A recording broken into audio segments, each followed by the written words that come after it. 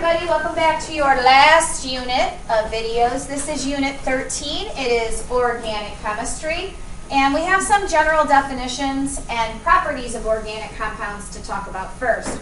So I believe these items that I'm going to reveal are bullets on your notes. First of all, you have to know what the heck organic chemistry is. And while you can go to the store and buy organic carrots, it means something different at Wegmans or Tops than it does to us. Organic means carbon containing, okay? In the grocery store, it means like grown without pesticides, and organic beef doesn't have any hormones added to it or antibiotics. It sort of means all natural, right? But not in chemistry. Organic truly is the study of carbon and most carbon-containing compounds. That's what organic chemistry is.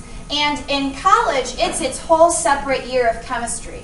So you study inorganic chemistry and you study organic chemistry. Organic chemistry is generally the class that keeps people from being doctors to becoming doctors, because it's a very difficult class. The good news is that everything we have to know is in our reference tables. We just have to know how to use it.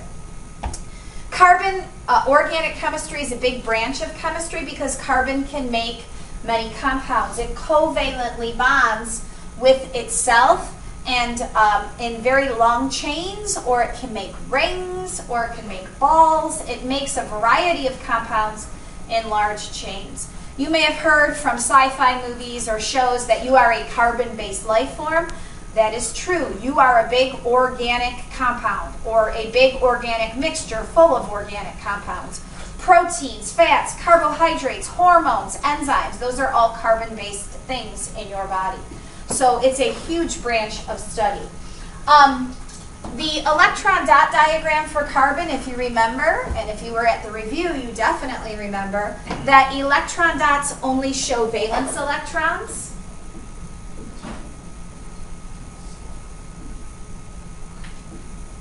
And valence electrons are the electrons in the last energy level, the last number in the electron configuration. So carbon has 4 valence electrons, which means it's not happy as an element.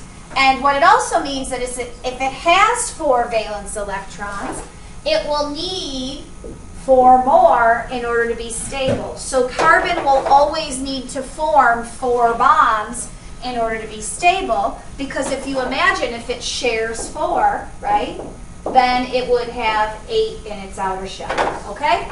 So if you have 4 valence electrons, you would need to share 4 or make 4 bonds to be stable, okay? The 4 single bonds are arranged around carbon in that tetrahedral shape that we're used to seeing. So it always makes that tetrahedral shape. If your organic molecule contains only single bonds, it is said to be saturated. So saturated fat, for example, is a fat molecule that only has single bonds in it. That's what it is, okay? And unsaturated fat doesn't have only single bonds. So saturated simply means only single bonds, and saturated fat only has single bonds. If it doesn't have single bonds, and if it has double or triple bonds in the molecule, then it is said to be unsaturated, okay? Organic compounds, as a general class of compounds, have specific properties. Number 1, they typically have a low melting point. Many of your oils and things like that have low melting points. Not all of them. The smaller the organic compound,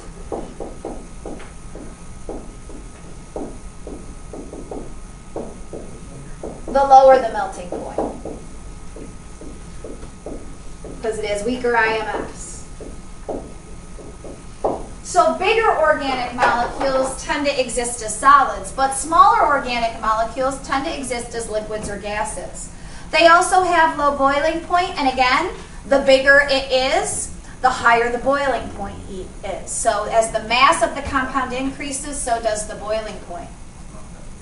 They are very poor, if not non-conductors of heat and electricity, because they're covalent, right?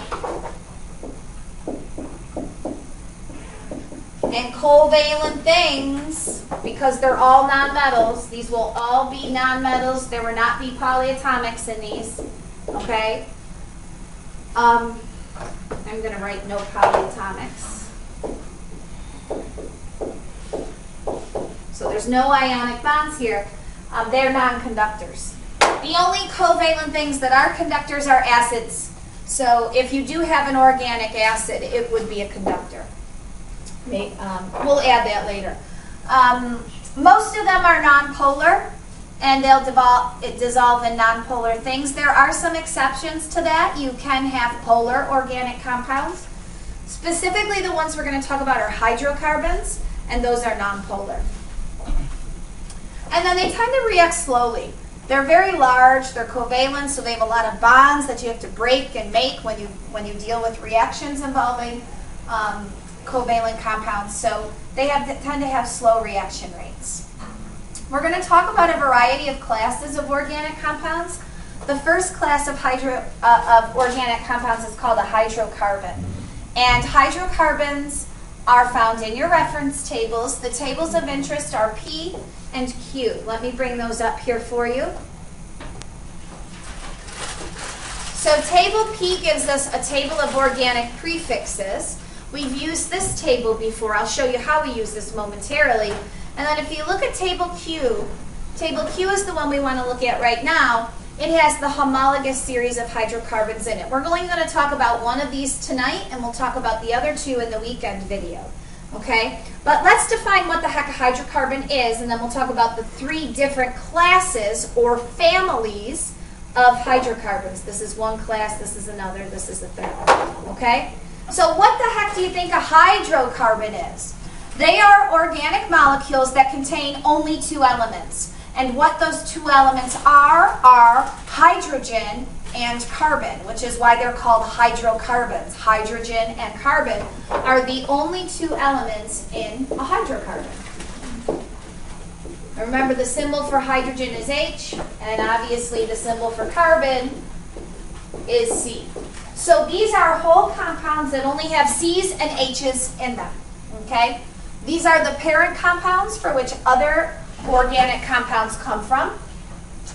And they're organized into homologous series, which we call families, based on their properties and their structures and their formulas. So again, there's your table Q.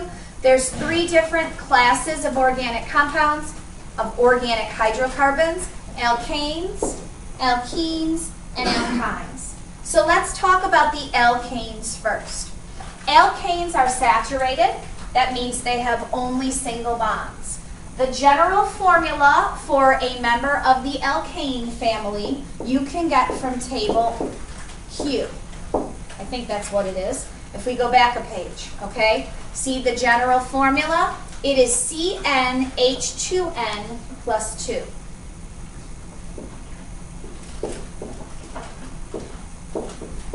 Where N is the number of carbon atoms in the molecule.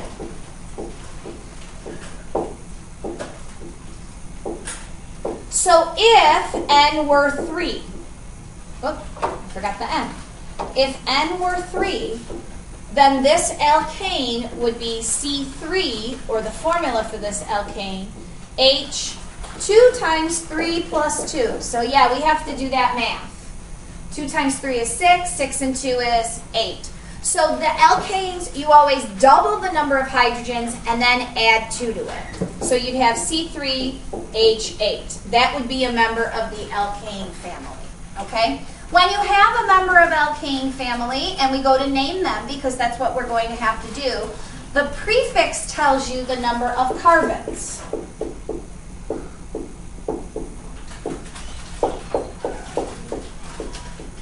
And that prefix you can get, you don't have to memorize it, from looking at table P for prefixes, right there. So in this last example I gave you where we had 3 carbons in our molecule, right?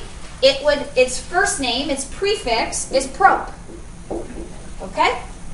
The suffix of an alkane is the last 3 letters in the name alkane.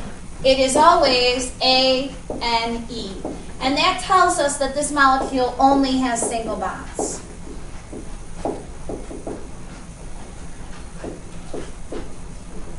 So this name of this thing would be propane. And you may have heard of propane before. If you have a gas grill in your backyard, it has a propane tank. So this is what it's filled with, C3H8. Again, it has a low melting and low boiling point. It's a gas, and you use it to cook your hot dogs or your hamburgers or your steak or your chicken on 4th of July, right? That's all it is propane gas. So now you know the formula of propane. The prefix tells you the number of carbons, 3. The ane tells us it's all single bonds, and you use this general formula to get its structure. So in your notes, you have, I think, an empty table with 4 boxes. Okay, we're going to work one box at a time here, and I think we'll probably only get through a couple. We'll try some more tomorrow in class. Okay, but you have to be able to go all ways with these guys, right? So first thing is, given the name, we will write the formula and we'll draw the structure. Okay, so given name, find the formula and the structure. Again, meth. The prefix tells us the number of carbons. So we should go to table P and look up how many carbons the prefix meth is. So if you go to table P and you look up meth, meth is a 1 carbon atom. So this is C1. Okay? Since the ending is ane, we know we have the general formula CnH2n plus 2. So we double our number of carbons. 1 times 2 is 2, and then we add 2 to it. H4. That is your formula for methane. Methane is natural gas. That's what you heat your home with. That's also what cows fart. Okay? Methane. Now the structure, you make the carbons in a long chain. Well, there's only one, and you fill in with hydrogens around it so that it has 4 bonds, and you have your 4 hydrogens. There it is. Methane CH4. Okay? I'll do one more with you for now, and then we'll leave the remaining 2 for tomorrow. Oh, C3H8. We just dealt with that one. Okay? 3 carbons, if you remember from table P, is the prefix prop. And since there's more than double the number of the number of hydrogens is more than double the number of carbons, it has to end in ane, propane. Okay? Now, when you're drawing something with more than 1 carbon, you draw a long chain of carbons. So 1, 2, 3. They have to be attached with all single bonds because this is an alkane. And then you fill in around each carbon so that it has 4 bonds attached. Okay, so this carbon has 1 bond. It needs 3 more. So put 3 H's on that carbon. This carbon has 2 bonds, so it needs 2 more. Usually we do 1 up and 1 below. Okay, and this carbon has 1 bond, so it needs 3 more.